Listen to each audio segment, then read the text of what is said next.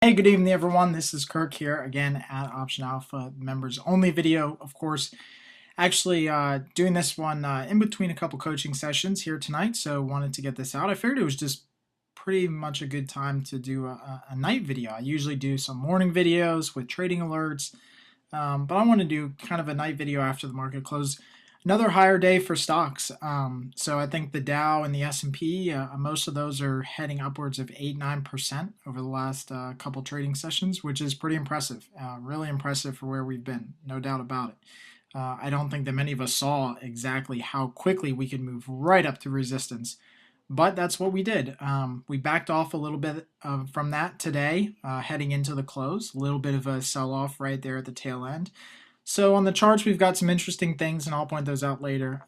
What I have here now is obviously a picture of patience. And what I want to talk about tonight, obviously, before we get to the charts, is just the idea of having patience right now with the charts. I've been getting inundated with some members, not all, but some members asking for more trading alerts. In fact, they're asking for trading alerts daily. And I can tell you guys honestly that that's not going to happen. I'm not going to force trades into the market. I'm not going to make stupid trades just for the sake of filling up your email inbox. I think it's ridiculous that people trade as much as they do now if they're day trading, because if you can't pick trades on a swing trade or on a position trade, believe me, you're not going to do good day trading over the long term. So I just invite everyone to take a step back as always. Have some patience with the market. I know sometimes it can be difficult when you don't really know what's going on, and sometimes it is actually best just to sit back and kind of let things come to you. I think that right now in the market, volatility is falling, the market's rallying. Really, we have mostly in our portfolio, mostly puts. So everything's doing really good. There's no point in forcing any more trades into the market just for the sake of having trades. For the most part, I'd like to make another trade tomorrow, depending on where the market is. If not tomorrow, definitely Friday, to kind of round out the week, get another position on for the November portfolio, obviously. Start really building that up again early on in the cycle. But for now, I think that sitting back and just letting this craziness happen is the best thing. I think it can definitely move lower against us. If you go to the charts, actually, the S&P is the one that I've posted about and sent out a couple images with my commentary and circles and lines and stuff.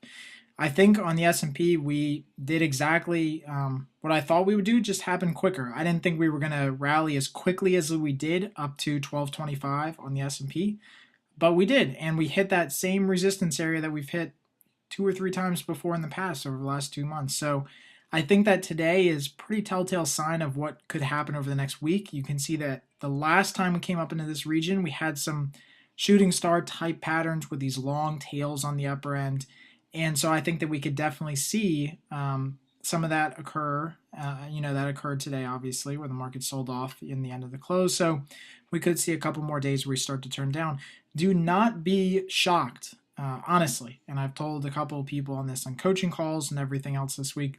Do not be shocked if we run right back all the way down to 1125, because that's what we've done before. You can see back here in the end of August, middle part of September, we were up here at 1225, and in a matter of 2 or 3 days, we were right back down below. So I'd say be very cautious here. I think that we're definitely going to have a dip. I'm not sure if we're going to dip all the way down to 1125, but again, it's not outside the realm of possibility. I think the more likelihood or the more likely target for the S&P is to maybe dip down to 1175, and then from there slowly start to head higher through the rest of October. Again, that's just my take on the market. Who knows?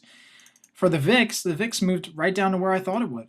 I posted this chart a couple times in trading alerts as well. 30 was the target for the VIX on the downside, so we've reached that target. We've had 7 or 8 days here of just continual downside movement on the VIX. So premium on the volatility side is drying up as the market's rising. So I think we're in for a little pop here.